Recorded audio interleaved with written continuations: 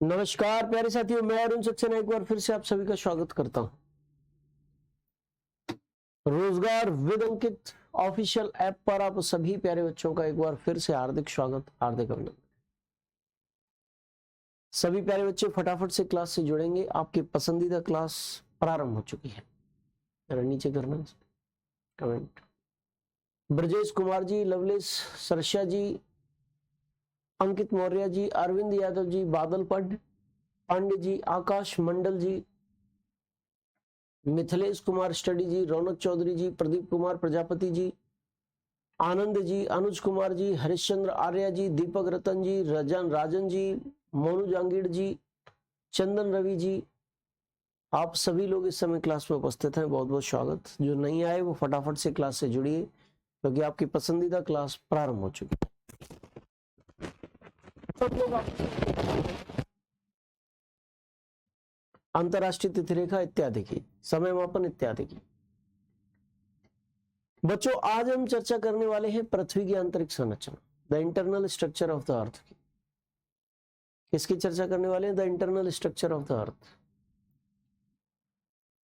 ये टॉपिक रहने वाला है आपके लिए। आप सभी विद्यार्थियों से अनुरोध है कि आप सभी विद्यार्थी जल्द से जल्द स्टार्टिंग में ही क्लास में जुड़ जाएं। ठीक है जी। तो जब मैं छोटा था प्यारे बच्चे, तब मैं ये सोचा करता था कि बड़ा होके एक विद्वान बनूंगा, वैज्ञानिक बनूंगा, और वैज्ञानिक बनने के बाद पृथ्वी के अंदर क्या है ये मैं जानने का प्रयत्न करूंगा। हम सोचते भी हैं कि भाई पृथ्वी के अंदर क्या है, बड़े आराम से देखा जा सकता है। गड्ढा खोद दो पृथ्वी के अंदर। समर खोदने के लिए गड्ढा, समर अपने घर में स्टार्ट करने के लिए गड्ढा खोदते हैं, हेडपंप लगाने के लिए गड्ढा खोदते हैं। वॉइस बेटा सही है, वॉइस सही है, कोई दिक्कत नहीं है। सबसे तेज वॉइस है इस समय यहां पर। तेज है, जितना फास्ट, जितना स्पीड, जितना इंटेंसिटी बढ़ाई जा सकती थी उतना मैंने बढ़ा लिया। ठीक है जी। तो भैया हम सब लोग ये सोचते हैं, कल्पना करते हैं कि क्यों ना ऐसा हो, लेकिन प्यारे बच्चे, प्यारे साथी, आपको मैं बता देना चाहता हूं ऐसा संभव नहीं है।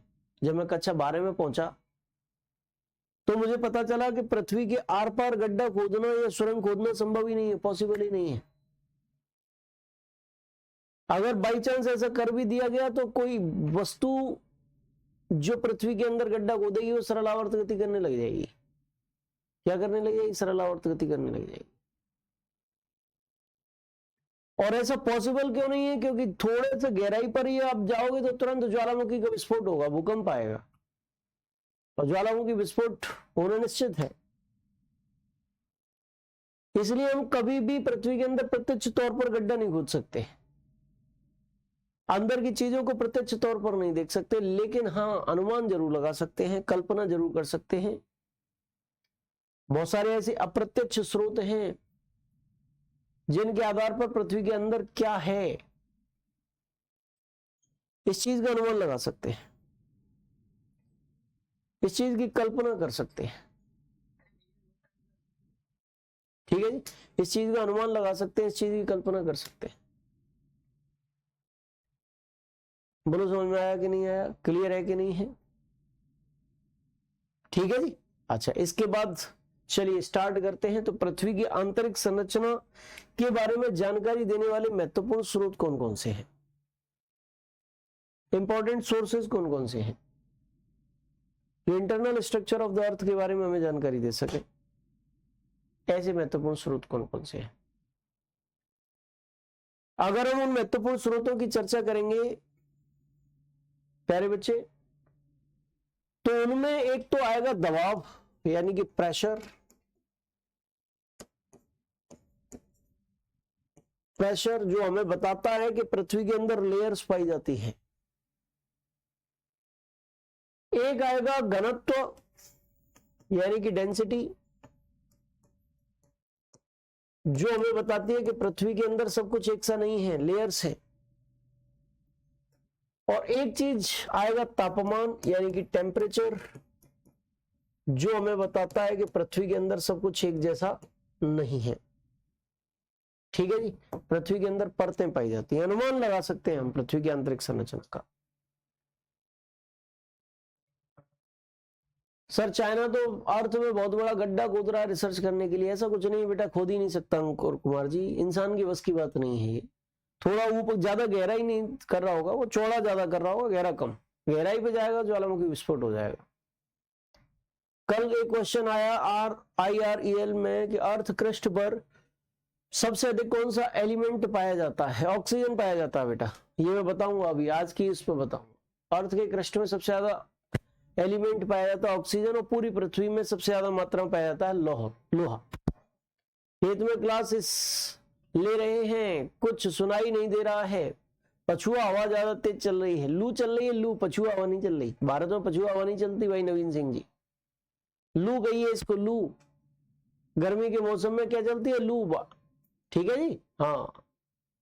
पृथ्वी के अंदर पानी कहां से आता है? पानी तो ऊपर है, हाँ बिल्कुल बिल्कुल, थोड़ी सी गहराई पर ही आता है, मिलता है पानी हमें। अभी पहले इधर देख लो आप, सबसे पहले दबाव की बात करेंगे, प्रेशर की बात करेंगे बच्चों। तो प्रेशर हमें किस प्रकार से बताता है कि पृथ्वी के अंदर सब कुछ एक सा नहीं है, कुछ परतें पाई जाती है। किस प्रकार से बताता है? तो यहां पर आप देखिए कि ये पृथ्वी का ग्लोब है। पृथ्वी के ग्लोब पर इस जगह पर इतनी चट्टानें प्रेशर क्रिएट करती हैं, दबाव डालती हैं। इतनी चट्टानें प्रेशर क्रिएट करती हैं, दबाव डालती हैं। ठीक है जी। अच्छा, इसके बाद अगर हम बात करें इस जगह की, तो इस पर इतनी चट्टानें दबाव डालती हैं, प्रेशर क्रिएट करती हैं। अगर हम बात करें इस जगह की, तो इस जगह पर इतनी चट्टानें प्रेशर क्रिएट करती हैं, दबाव डालती हैं। जाहिर सी बात है, जैसे जैसे दबाव बढ़ेगा डेंसिटी बढ़ जाएगी, ठोसपन बढ़ जाएगा, सॉलिडनेस बढ़ जाएगी। यहाँ सॉलिडनेस जैसे ही बढ़ेगी तो हम समझ सकते हैं कि यहाँ पर अलग परत, यहाँ तक अलग परत और यहाँ तक अलग परत, सबकी डेंसिटी अलग अलग है। किसके कारण? प्रेशर के कारण। यानी कि पृथ्वी के अंदर परतें पाई जा रही हैं, लेयर्स पाई जा रही हैं, सिद्ध हो गया है, अनुमान लगा सकते हैं। किसके आधार पर? प्रेशर, दबाव के आधार पर। आप जानते हैं ना, आटे को एक कनस्तर में भरिए, 5 किलो आटा 10 किलो के कनस्तर को फुल भर देगा, लेकिन जब आप उसमें प्रेशर क्रिएट करोगे, दबाओगे, तब फिर 10 किलो आटा उसमें कनस्तर में पूरा आ पाएगा। ठीक है जी। कहने का मतलब प्रेशर हमेशा क्या करता है? डेंसिटी को इंक्रीज करता है। यहाँ पर डेंसिटी कम होगी, यहाँ डेंसिटी ज्यादा होगी, यहाँ डेंसिटी और भी ज्यादा होगी। कहने का मतलब पृथ्वी के अंदर अलग अलग परतें पाई जाएंगी, ये अनुमान लगाया जा सकता है। अब एक शब्द आ रहा है बार बार, घनत्व, डेंसिटी। आप कह रहे हो गुरुजी डेंसिटी डेंसिटी बार बार यूज कर रहे हैं, इसका मतलब क्या है? आखिरकार इस डेंसिटी का मतलब क्या है? आखिरकार इस घनत्व का मतलब क्या है? गुरुजी क्या कहना चाहते हैं? क्या इससे समझे हम? आप ये सोच रहे होगे, घनत्व का मतलब होता है प्रति इकाई क्षेत्रफल में मौजूद द्रव्यमान। अगर इस इकाई क्षेत्रफल में द्रव्यमान इतना है, ठीक है जी, द्रव्यमान इतना है, तो यानी कि इसका घनत्व कम है। और अगर इसमें द्रव्यमान बढ़ा दिया जाए, इसमें द्रव्यमान जो है इंक्रीज कर दिया जाए, क्या कर दिया जाए? द्रव्यमान इंक्रीज कर दिया जाए, तो फिर ऐसी स्थिति में क्या होगा? तो फिर ऐसी स्थिति में अब क्या कहोगे कि घनत्व ज्यादा है, क्षेत्र उतना ही रहा, द्रव्यमान बढ़ गया, तो जाहिर सी बात है कि घनत्व बढ़ गया। घनत्व का मतलब प्रति इकाई आयतन में, क्षेत्रफल में द्रव्यमान की जो मात्रा है उसे हम घनत्व कहते हैं। प्रति इकाई आयतन कह सकते हो आप। ठीक है, आयतन का मतलब लंबाई गुणा चौड़ाई गुणा ऊंचाई, length broadness, length into broadness into height, तो निकल के आएगा डेंसिटी। ठीक है जी। हाँ, तो भैया अब घनत्व की सीधी सीधी चर्चा कर लेते हैं। अभी अभी हमें दबाव से ही पता चल गया कि यहां पर घनत्व कम, यहां घनत्व ज्यादा, यहां घनत्व और भी ज्यादा होता है, डेंसिटी और ज्यादा होती है। ये चीज हम दबाव से भी समझ सकते हैं, प्रेशर से भी समझ सकते हैं। इसका सीधा सीधा तात्पर्य यही बनना है कि यहां पर पृथ्वी के अंदर कितनी परतें पाई जा रही हैं? अलग अलग परतें पाई जा रही है। पृथ्वी के अंदर सब कुछ सेम नहीं है, सब कुछ एक जैसा नहीं है, परतें पाई जा रही है। ठीक है जी। चलिए, तो मेरे प्यारे बच्चे ये भी आपको क्लियर हो गया। अब बात आती है तापमान की, कि टेम्परेचर कैसे हमें पृथ्वी के इंटरनल स्ट्रक्चर के बारे में जानकारी दे पाएगा। कौन दे पाएगा बच्चे? तापमान कैसे इंटरनल स्ट्रक्चर के बारे में हमें जानकारी दे पाएगा। ठीक है जी। तो बच्चों अगर तापमान की बात करें, अगर हम बात करें टेम्परेचर की, तो टेम्परेचर मेरे प्यारे साथी शुरुआत में अलग दर से बदलता है, थोड़ा अंदर जाने पर अलग दर से बदलता है, थोड़ा और अंदर जाने पर अलग दर से बदलता है। यानी कि टेम्परेचर की चेंजिंग की जो रेट है वो पृथ्वी के अंदर अलग अलग गहराइयों पर अलग अलग होती है। टेम्परेचर में चेंजिंग की रेट अलग अलग गहराइयों पर अलग अलग होती है, और टेम्परेचर चेंजिंग की जो रेट है वो अलग अलग गहराइयों पर चूंकि अलग अलग होती है, इसका मतलब सीधा सीधा है कि पृथ्वी में सब कुछ एक सा कतई नहीं है। पृथ्वी के अंदर सब कुछ एक सा कतई नहीं है, कहीं ना कहीं लेयर्स जरूर पाई जा रही है। तो तीनों की तीनों चीजें हमें यही इंडिकेट कर रही हैं कि पृथ्वी के अंदर अलग अलग गहराइयों पर अलग अलग लेयर्स जो है वो पाई जाती है। क्या होता है? वो पाई जाती है। आप अच्छी तरीके से इस चीज को समझ सकते हैं, क्लियर कर सकते हैं बच्चों। ठीक है जी। चलिए, इसके बाद कुछ चीजें ऐसी भी हैं जो पृथ्वी के बारे में हमें और भी, पृथ्वी के अंदर आंतरिक संरचना के बारे में और भी प्रामाणिक जानकारी उपलब्ध कराती है। अब आप कहेंगे गुरुजी वो कौन सी चीजें हैं? वो भूकंप और ज्वालामुखी हैं, उनकी चर्चा अभी करेंगे, लेकिन सबसे पहले तापमान, घनत्व, तो इन चीजों को और अच्छी तरीके से आप समझ लो, क्योंकि इनका समझना आपके लिए जरूरी है। ठीक है जी। मैंने बताया कि पृथ्वी की आंतरिक संरचना की जानकारी के स्रोत क्या है, अनुमान लगाने के स्रोत क्या है। एक तो डेंसिटी यानी कि घनत्व है, एक दबाव यानी कि प्रेशर है, एक तापमान यानी कि टेम्परेचर है। यानी कि पृथ्वी की आंतरिक संरचना के संबंध में जानकारी के तीन स्रोत हैं, मुख्य स्रोत हैं। ठीक है, घनत्व, ताप, दबाव और तापमान, इन तीन चीजों की ही मैंने आपके साथ चर्चा की थी। अच्छा, घनत्व की बात करेंगे। यहां पर आप देख पा रहे हैं, यहां पर लिखा हुआ है कि average density of the earth, पृथ्वी का औसत घनत्व, पृथ्वी का औसत घनत्व कितना है? तो पृथ्वी का औसत घनत्व मेरे प्यारे बच्चे आपका 5.5 ग्राम पर क्यूबिक सेंटीमीटर है। प्रति इकाई आयतन में 5.5 ग्राम द्रव्यमान मौजूद होता है। ये पृथ्वी का औसत घनत्व है।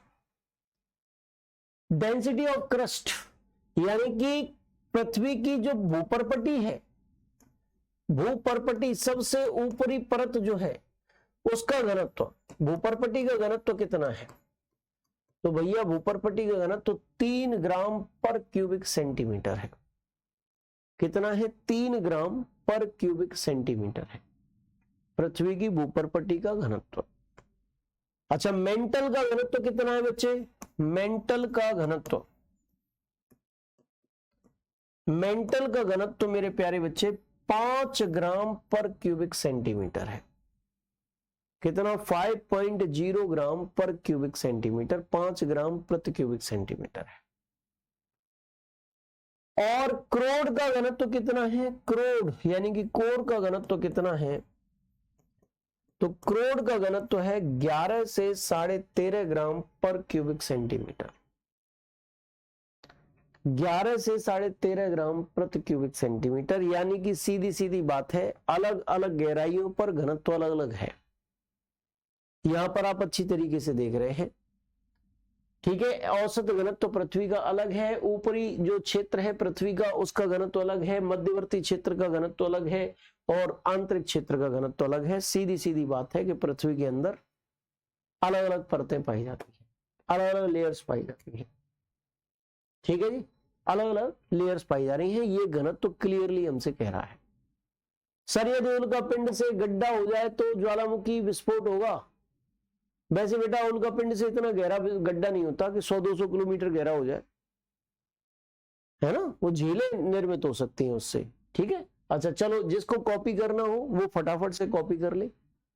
ठीक है, और जिसको कॉपी नहीं करना है वो तो पीडीएफ उसको मिली जाएगी, परेशान होने की कोई जरूरत नहीं है। माइक चेंज कर लीजिए सर, वॉइस बहुत स्लो आ रही है। बिल्कुल बेटा, माइक भी चेंज कर लेंगे, तुम बिल्कुल भी परेशान मत हो पूजा यादव जी, ये काम भी कर लेंगे। ठीक है, कल से आपको इस समस्या के लिए मैं एप्लीकेशन डाल दूंगा और इस समस्या को जल्द से जल्द शॉर्ट आउट कराने का प्रयत्न करेंगे। ठीक है बच्चे, चलिए भाई।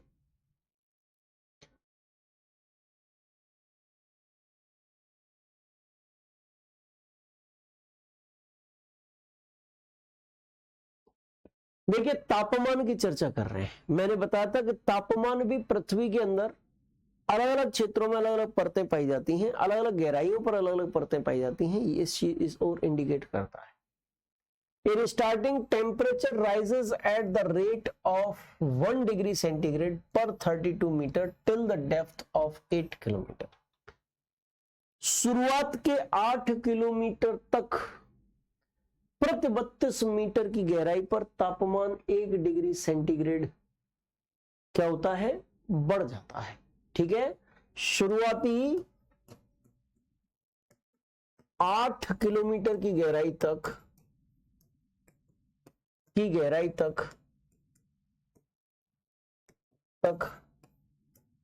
प्रति 32 मीटर पर 1 डिग्री सेंटीग्रेड तापमान 1 डिग्री सेंटीग्रेड तापमान बढ़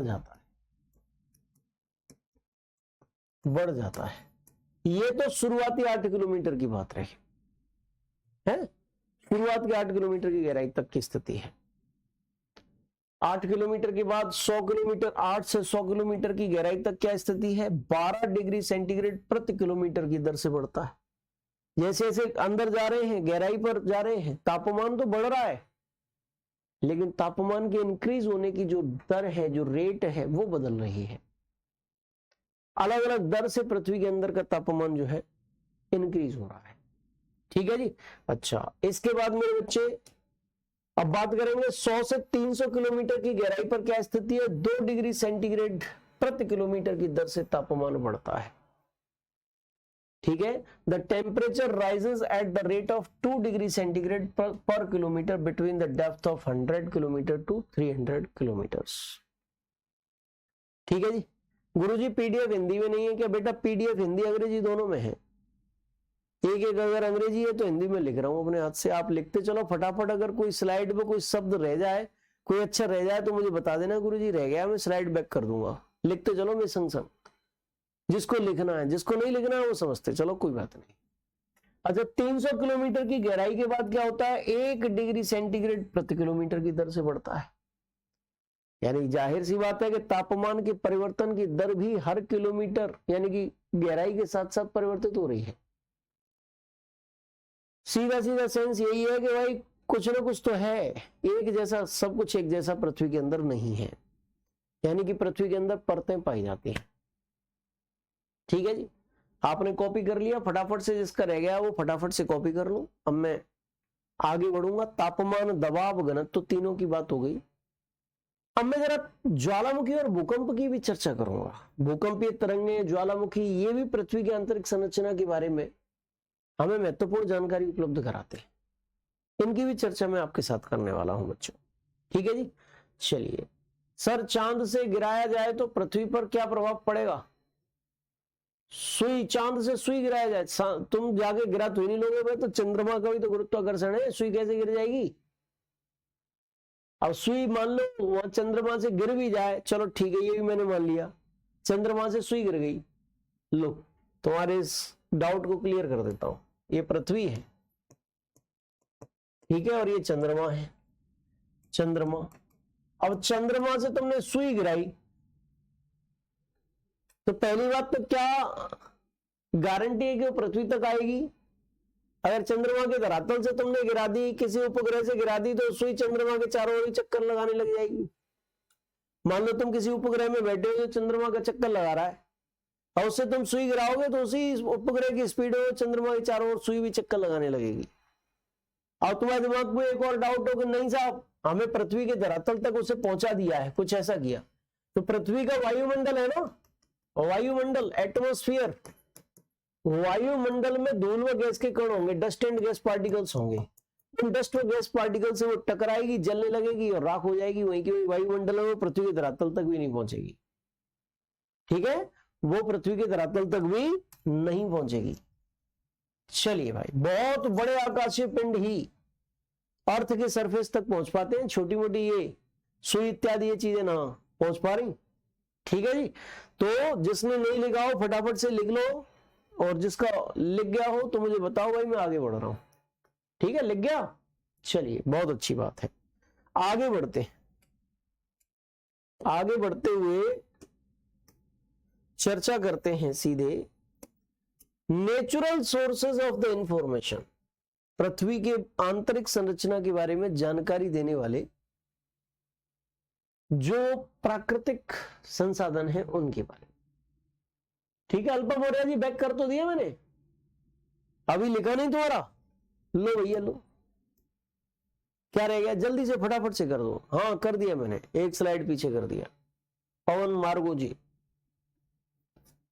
अब भूकंप और ज्वालामुखी जो है किस प्रकार से पृथ्वी की आंतरिक संरचना के बारे में हमें जानकारी देते हैं, जरा इस चीज की चर्चा करते हैं। भूकंपीय तरंगों को अंग्रेजी में सिस्मिक वेव्स कहते हैं और ज्वालामुखी को अंग्रेजी में वोल्केनो कहते हैं। ठीक है जी, वोल्केनो कहते हैं बच्चे। तो जरा समझने का प्रयत्न आप सभी लोग करेंगे कि ज्वालामुखी किस प्रकार पृथ्वी के अंदर के बारे में जानकारी हम लोगों को दे रहा है। देखिए, ज्वालामुखी हो या उल्का पिंड, या ज्वालामुखी के साथ साथ उल्का पिंड भी लिख सकते हो, उल्का पिंड, मीटियोराइट्स, उल्का पिंड, मीटियोराइट्स, ये भी हमें जानकारी दे सकते हैं। और अगर हम बात करें, देखिए ज्वालामुखी के दौरान क्या होता है, पृथ्वी के अंदर से लावा निकलता है, पृथ्वी के अंदर से लावा निकलता है, मैग्मा निकलता है पृथ्वी के अंदर से। अब ये मैग्मा जो है ठंडा व ठोस होकर जब जम जाए, ठंडा हो जाए, ठोस हो जाए, जम जाए, तो इसे तोड़ फोड़ के चेक कर सकते हो आप, इसे तोड़ फोड़ के चेक कर सकते हो आखिरकार किससे बना हुआ।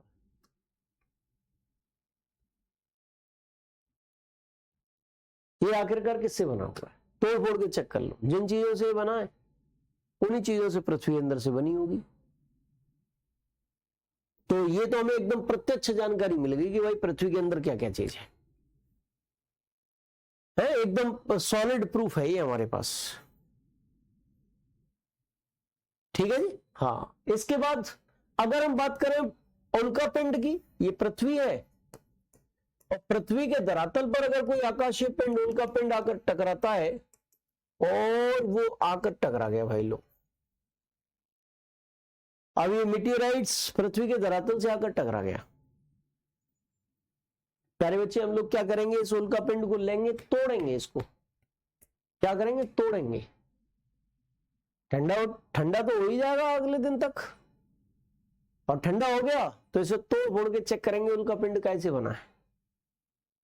अच्छा, जिन चीजों से उल्का पिंड बना है उन्हीं से पृथ्वी बनी होगी। क्यों? क्योंकि उल्का पिंड भी सूर्य से निकले, उनका पिता भी सूर्य है और पृथ्वी का पिता भी सूर्य है, तो कहीं ना कहीं सिमिलैरिटी जरूर होगी, कहीं ना कहीं सिमिलैरिटी जरूर होगी, निश्चित होगी सिमिलैरिटी। तो कहने का तात्पर्य क्या है, कहने का तात्पर्य यही है मेरे बच्चे, क्या तात्पर्य है कहने का? तात्पर्य यही है कि उल्कापिंड और ज्वालामुखी दोनों पृथ्वी की आंतरिक संरचना के बारे में महत्वपूर्ण जानकारी हम लोगों को प्रदान करते हैं। ठीक है जी बच्चे। अच्छा, इसके बाद क्या ज्वालामुखी की राख में गोल्ड होता है?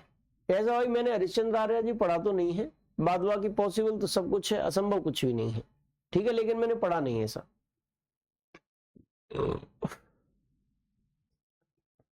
सर कोयले की भांति कार्य करेगा क्या? हाँ, पृथ्वी के अंदर गहराई पर जाने पर टेम्परेचर बढ़ता है विपिन जी। ज्वालामुखी कितनी गहरी होती है ये कोई कंफर्म नहीं है बेटा। जो मैग्मा है पृथ्वी के क्रस्ट के अंदर 100 से 200 किलोमीटर की गहराई तक लगभग उसके क्षेत्र को दुर्बलता मंडल कहते हैं, और उसमें मैग्मा मिलता है। मेंटल का जो ऊपरी क्षेत्र है उसमें मैग्मा मिलता है। मिट्टी का निर्माण बेटा यहाँ पर अटल अटल कुमार पटवा जी, यहाँ पर मिट्टी चल रही है कि ज्वाला क्या चल रहा है? पृथ्वी की आंतरिक संरचना। आवाज स्लो आ रही है बेटा, वैसे मेरी तरफ से आवाज फुल है, लेकिन इसको मैं बढ़वाने का प्रयत्न करूंगा, जो भी हो सकता है मैं करूंगा। माता जी कैसी हैं बेटा? माता जी तो पुष्पा यादव जी गुजर गई 20 मार्च को, इसीलिए मैं टोपी लगाए हुए हूँ। सर ज्वालामुखी तो पहाड़ों पर भी निकलता है? हाँ निकलता है पहाड़ों पर, ये मैंने कब मना किया अल्पा मौर्य जी? हाँ लावा सेमी लिक्विड होता है, अर्ध तरल होता है भाई विकास श्रीवास्तव जी, ठीक है। साउथ इंडियन के किस नदी को गंगा नदी कहा जाता है? गोदावरी को कहा जाता है। पूजा यादव जी, अटल कुमार पटवा जी, ऐसा क्यों कर रहे हो आप? टॉपिक चल रहा है, कुछ क्वेश्चन पूछ रहे हो किसी और की। ज्वालामुखी कैसे बनता है इसकी बात करेंगे बेटा, अभी पढ़ लो पहले आप। अब ये भूकंपीय तरंगों की चर्चा करें, सीस्मिक वेव्स, भूकंपीय तरंगे, सीस्मिक वेव्स। ये पृथ्वी की आंतरिक संरचना की जानकारी देने वाले सबसे महत्वपूर्ण स्रोत हैं। पृथ्वी की आंतरिक संरचना के बारे में जानकारी देने वाले सबसे महत्वपूर्ण स्रोत जो है भूकंपीय तरंगे यानी कि सीस्मिक वेव्स हैं। क्या है भूकंपीय तरंगे हैं? क्या है बच्चे? भूकंपीय सीस्मिक वेव्स, भूकंपीय तरंगे, ठीक है। कैसे भूकंप होता क्या है? पृथ्वी के अंदर, पृथ्वी के क्रस्ट में अचानक से उत्पन्न होने वाला कंपन भूकंप कहलाता है। पृथ्वी के क्रस्ट में अचानक से उत्पन्न होने वाला कंपन, a sudden vibration in the crust of the earth, उसे हम भूकंप कहते हैं। A sudden vibration in the crust of the earth, पृथ्वी के क्रस्ट में अचानक से उत्पन्न होने वाला कंपन भूकंप कहलाता है। दो प्लेटें टकराई, आप कहोगे प्लेट क्या होती है? सारी चीजें एक एक करके समझाऊंगा, अभी भूकंप नामक टॉपिक चलेगा, अभी मैं हाल फिलहाल शॉर्ट में ही समझा रहा हूं आपको। देखिए ये एक प्लेट ये है, एक प्लेट ये है, दोनों में टक्कर हुई है और इस टक्कर के कारण कंपन पैदा हो रहा है दोनों प्लेटों में, यही कंपन ही भूकंप कहलाता है। अच्छा एक चीज और देखो, कम ये जो टक्कर है ये केवल मार्जिनल इलाके में हो रही है, केवल मार्जिनल इलाके में, लेकिन कंपन पूरी की पूरी प्लेट पर फैल रहा है, वाइब्रेशन पूरी की पूरी प्लेट पर फैल रहा है। ऐसा क्यों? वाइब्रेशन पूरी की पूरी प्लेट पर फैल रहा है, कंपन पूरी प्लेट पर फैल रहा है, बोलो। ये वाइब्रेशन पूरी की पूरी प्लेट पर इसलिए हो रहा है कि यहां से तरंगे पैदा हो रही हैं और वो तरंगे जहां जहां तक जा रही हैं वहां वहां कंपन महसूस हो रहा है, वहां वहां वाइब्रेशन महसूस हो रहा है तरंगों के कारण। इन तरंगों को ही भूकंपीय तरंगे कहते हैं। सामान्यतः भूकंपीय तरंगे 3 प्रकार की होती हैं। कितने प्रकार की होती है? 3 प्रकार की होती हैं। एक प्रकार की तरंग है प्राथमिक तरंग, यानी कि प्राइमरी वेव्स, पी वेव्स। दूसरे प्रकार की तरंग है द्वितीयक तरंग, द्वितीयक तरंगे यानी कि एस वेव्स।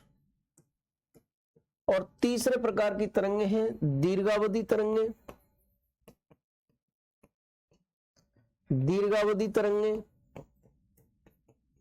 यानी कि एल वेव्स, यानी कि एल वेव्स। प्राथमिक तरंग, द्वितीयक तरंग और तृतीयक तरंग, 3 प्रकार की तरंगे। प्राथमिक तरंगे, अच्छा इन तरंगों का अध्ययन कैसे हुआ भाई? इन तरंगों में क्या क्या विशेषता होती है, क्या क्या विशेषता नहीं होती? जहां कहीं भी भूकंप आए हमने गहराई से अध्ययन किया है इन भूकंपीय तरंगों का। एक यंत्र हमने खोज लिया मानव ने, सीस्मोग्राफ यंत्र।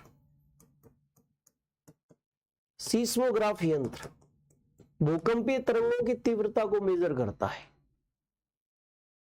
भूकंपीय तीव्रता को मेजर करता है। भूकंप मापी यंत्र भी कहते हैं इसको, भूकंप मापी यंत्र भी कहते हैं। ये भूकंप की तीव्रता को, भूकंपीय तीव्रता को मेजर करता है। विश्व में जहां कहीं भी भूकंप आए उनका गहन अध्ययन किया गया और गहन अध्ययन करने के बाद कुछ निष्कर्ष निकाले गए इन तरंगों के संबंध में, और वो निष्कर्ष आपके सामने यहां पर लिखे हुए हैं। भूकंपीय तरंगों में पहली तरंग कौन सी है? प्राथमिक तरंग या पी वेव्स, दूसरी द्वितीयक तरंग या एस वेव्स, तीसरी दीर्घावधि तरंग यानी कि एल वेव्स। इसकी एक विशेषता है, क्या विशेषता है, क्या स्पेशलिटी है कि ये सबसे तीव्र गति से चलती है, पी वेव्स।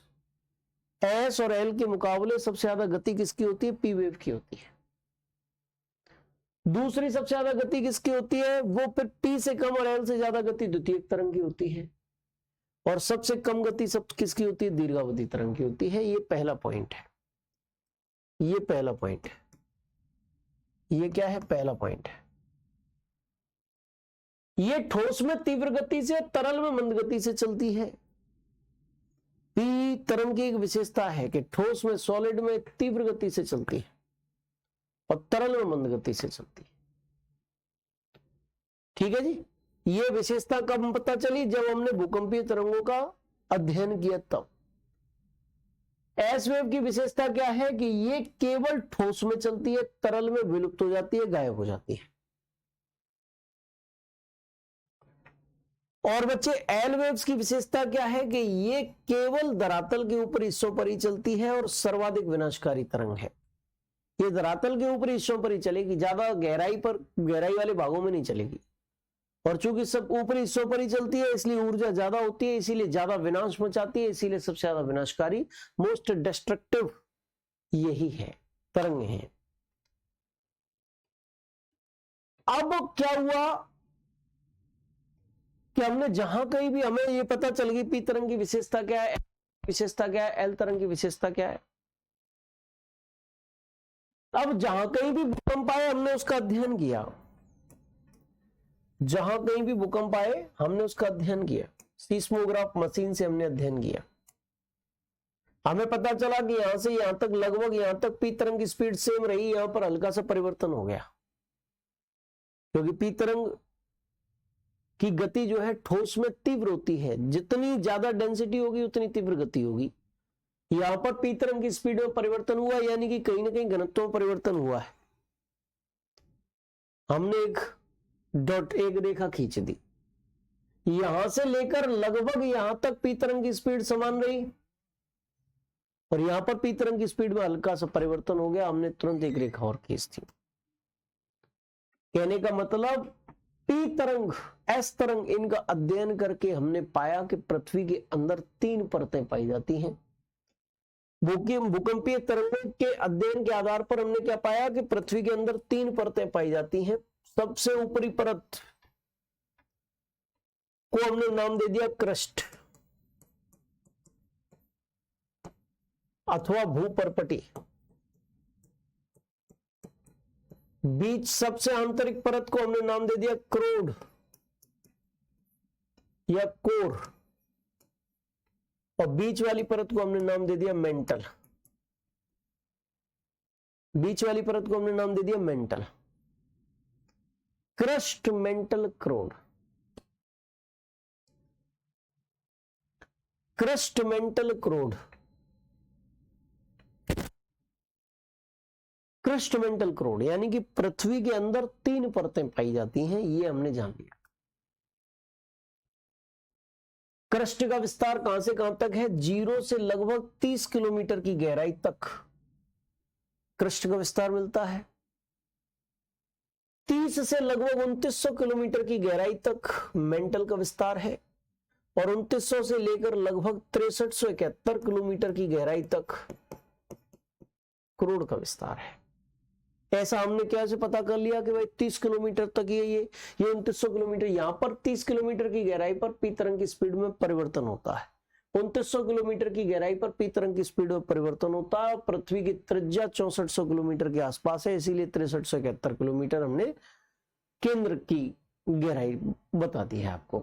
तो कहने का मतलब ये कि इनकी गहराई भी पता चल गई। लो भाई, अब हमने विभिन्न अध्ययन किए और अध्ययनों के बाद पता किया कि भाई पृथ्वी के क्रस्ट में सिलिका और एल्यूमिनियम की प्रधानता होती है, इसीलिए हमने इसको सियाल परत नाम दे दिया। हमने विभिन्न अध्ययन किए और पता चला कि मेंटल में सिलिका और मैग्नीशियम की प्रधानता होती है, इसीलिए इसे सीमा परत कहते हैं। और हमें पता चला विभिन्न अध्ययन करके कि क्रोड के अंदर निकेल और फेरस की प्रधानता होती है, इसीलिए इसे निफे परत भी कहा जाता है। क्रोड के अंदर निकेल और फेरस की प्रधानता होती है, इसीलिए इसे निफे परत कहते हैं। आपसे क्वेश्चन पूछा जाता है, बताओ श्याल परत कौन सी है, तो क्रस्ट है। बताओ सीमा परत कौन सी है, तो मेंटल है। बताओ निफे परत कौन सी है, तो क्रोड है। श्याल, सीमा, निफे, क्रस्ट, मेंटल, क्रोड। बोलो क्लियर हुआ? क्रस्ट, मेंटल, क्रोड, श्याल, सीमा, निफे। बताओ फटाफट से। क्रस्ट, मेंटल, क्रोड, श्याल, सीमा, निफे। निफे परत किसे कहते हैं? क्रोड को। श्याल परत किसे कहते हैं? क्रस्ट को। और बीच वाली परत को क्या कहते हैं? सीमा परत कहते हैं। ठीक है जी, चलो भैया अब इनका भी अध्ययन तुम कर लो फटाफट से। यहां पर आपने देखा कि पृथ्वी के अंदर 3 परतें पाई जाती हैं। सबसे ऊपरी परत कौन सी है? क्रस्ट है।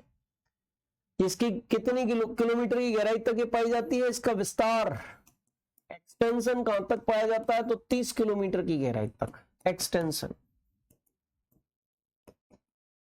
कहां तक पाया जाता है? 30 किलोमीटर की गहराई तक। और इसको हम क्या कहते हैं? श्याल परत कहते हैं, क्योंकि इसमें सिलिका और एल्यूमिनियम की प्रधानता होती है, इसलिए इसे श्याल परत कहा जाता है। इसीलिए इसे क्या कहते हैं? श्याल परत कहते हैं बच्चे।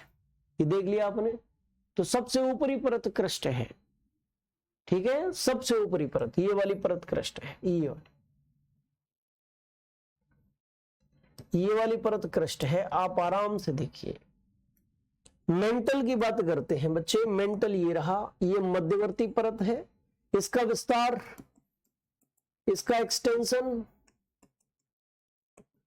एक्सटेंशन कहां से कहां तक पाया जाता है? 30 से 2900 किलोमीटर की गहराई तक।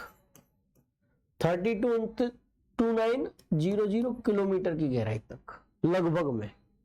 ठीक है, आंकड़ा किसमें है? लगभग में है। अच्छा, इसे क्या कहते हैं? सीमा परत कहते हैं, क्योंकि इसमें सिलिका और मैग्नीशियम की प्रधानता होती है। और पृथ्वी के अंदर सर्वाधिक द्रव्यमान और सर्वाधिक आयतन वाली परत कौन सी है? सबसे ज्यादा द्रव्यमान किसमें मिलता है और सबसे ज्यादा आयतन, maximum mass and maximum volume किसमें मिलता है? तो वो भी भैया मेंटल में ही मिलता है। यहां पर आप में से किसी ने भी अगर ये पेज में से कोई भी चीज छूट रही है तो फटाफट कॉपी कर लो। ये मत कहना कि गुरुजी कॉपी नहीं करने देते, कॉपी कर लो भाई। आपने सूर्य ग्रहण के बारे में नहीं बताया।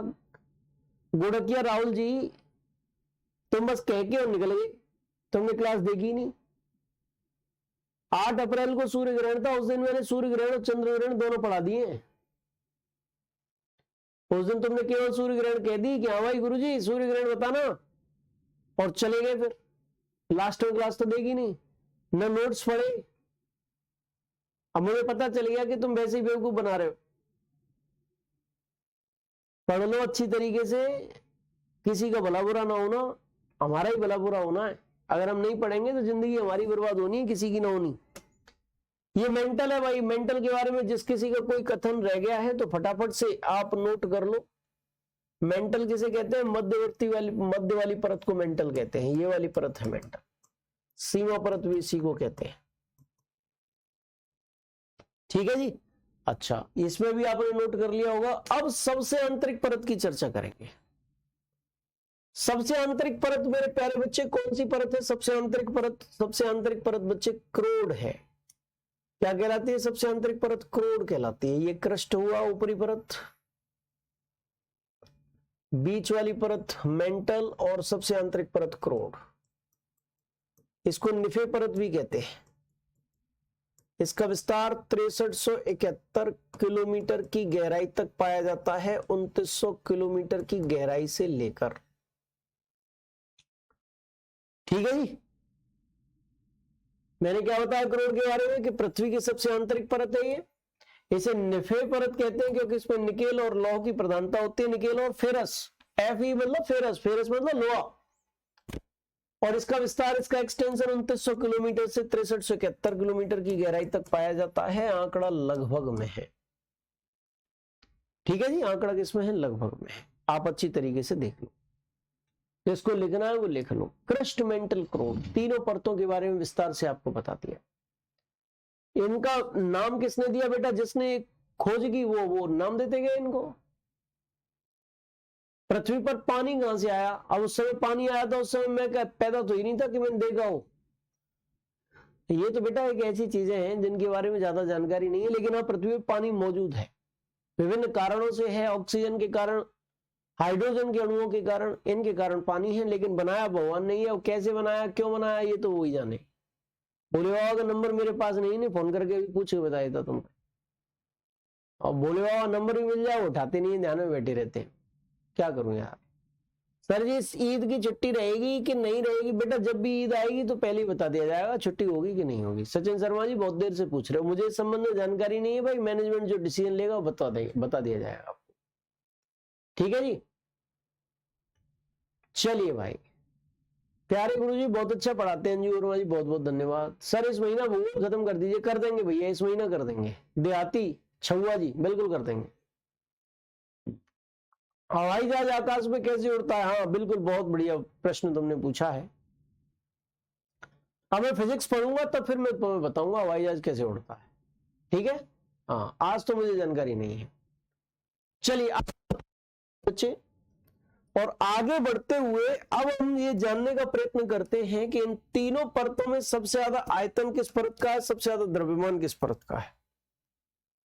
सबसे ज्यादा आयतन वाली परत कौन सी है, सबसे ज्यादा द्रव्यमान वाली परत कौन सी है। यहां पर लिखा हुआ है कि क्रस्ट यानी कि भूपरपटी का आयतन यानी द्रव्यमान कितना है, पूरी पृथ्वी के द्रव्यमान का 0.2% है। और आयतन कितना है, तो आयतन मेरे प्यारे बच्चे 1% है, -1% नहीं, 1%।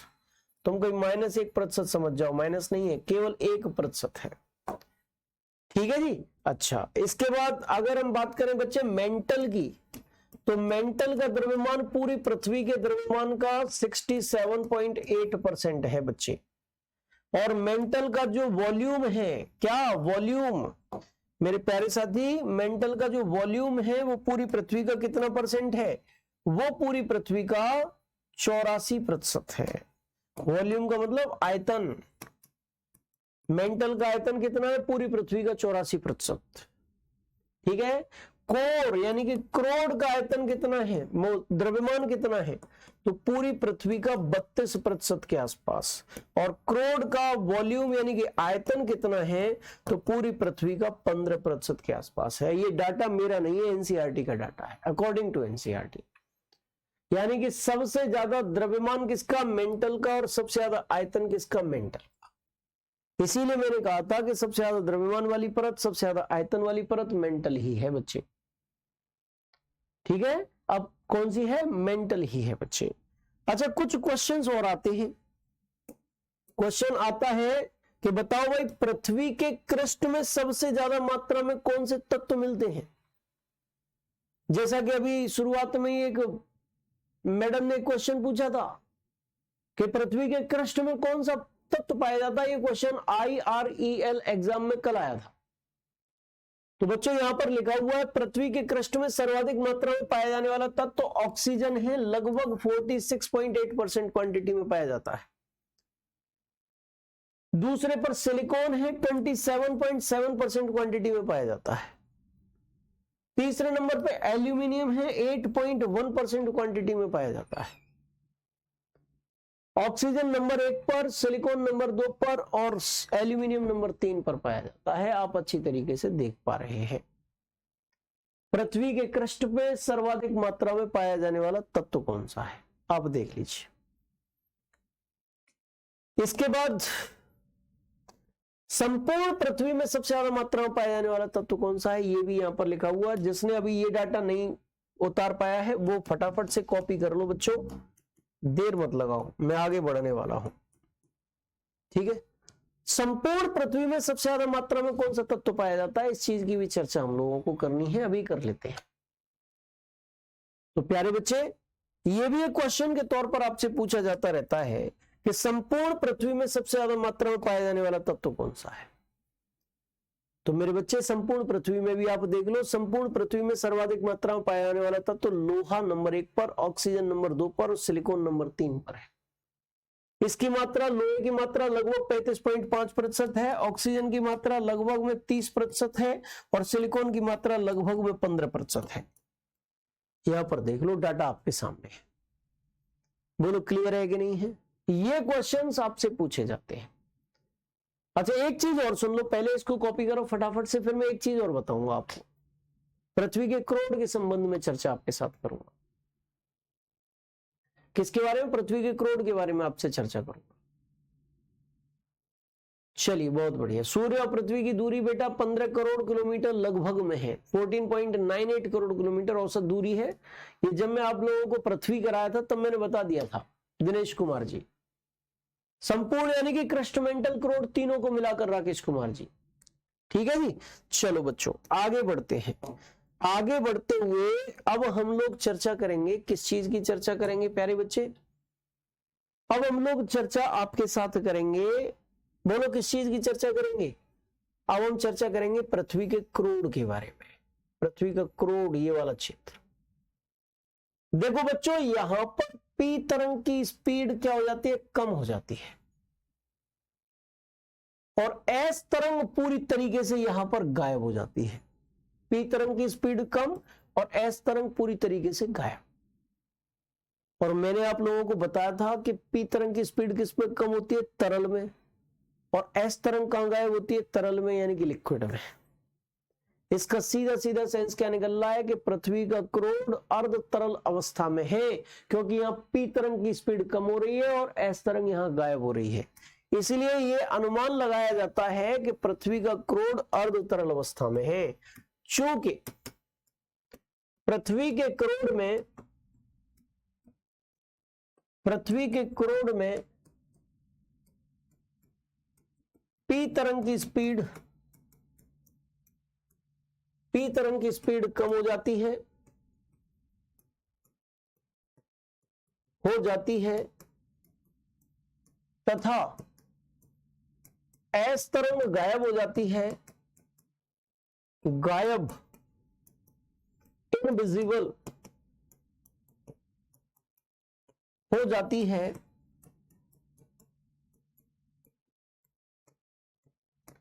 अतः अनुमान लगाया जाता है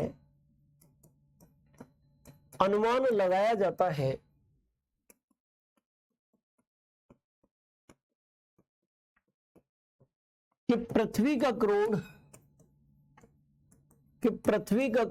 अर्थ का क्रोड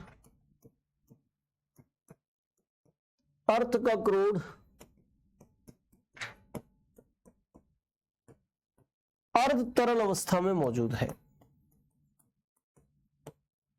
सेमी लिक्विड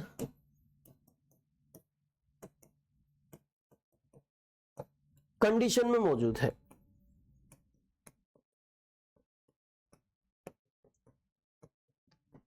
अर्ध तरल अवस्था में मौजूद है, ये अनुमान लगाया जाता है भाई।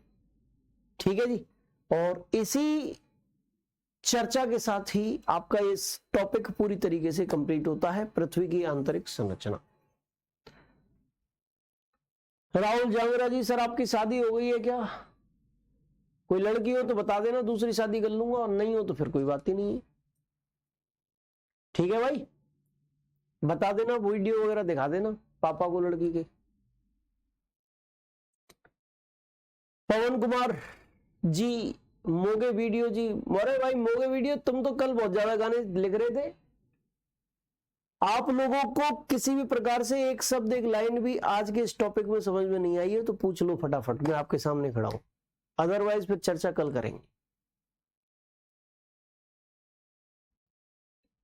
पृथ्वी की गहराई लगभग कितनी होगी? मैंने बताया तो है आपको, पृथ्वी की त्रिज्या जो है लगभग 6400 किलोमीटर होती है। यहां से यहां तक 6400 किलोमीटर लगभग में पृथ्वी का सेंटर जो है वो धरातल से लगभग 6400 किलोमीटर की गहराई पर है। चलिए भाई, बहुत बढ़िया। नेक्स्ट टॉपिक क्या है? चट्टाने। जो पृथ्वी पर चट्टाने पाई जाती है वो नेक्स्ट टॉपिक है। सिलेबस इसी महीने कंप्लीट करा देंगे भाई आलोक पांडे जी। ईद के दिन जो भी होगा आपको बताया जाएगा, मुझे जानकारी अभी नहीं है, जैसा भी डिसीजन होगा आपको बता। ठीक है भाई। चलिए, पानी पृथ्वी के अंदर कहां से आता है भाई? पृथ्वी के बहुत ज्यादा अंदर नहीं है, 100 से 200 फीट 300 फीट की गहराई पर पाया जाता है, किलोमीटर में नहीं है आंकड़ा। हाइड्रोजन ऑक्सीजन इनके अणु परमाणु मिलते हैं तो पानी बनता है। ठीक है भाई, अब इस क्लास का समापन करेंगे, कल आपसे मुलाकात होगी, तब तक के लिए जय हिंद, जय भारत, जय माता।